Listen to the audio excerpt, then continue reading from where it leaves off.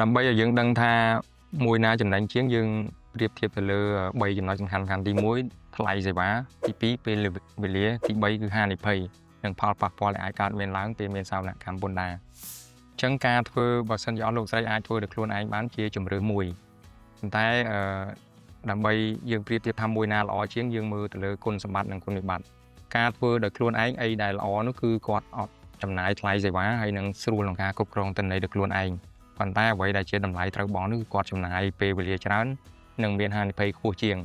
ដោយឡែកការប្រើប្រាស់សេវាកម្មពីភ្នាក់ងារសេវាកម្មពន្ធដារអញ្ចឹងអីដែលល្អនោះគឺទទួលបាននៅទំនុកចិត្តខ្ពស់ដោយសារគេមានក្រុមការងារជំនាញច្រើនកាត់បន្ថយហានិភ័យផ្នែកច្បាប់បាទបង្កើនប្រសិទ្ធភាពការងារក្នុងការជួយរៀបចំជូនហើយ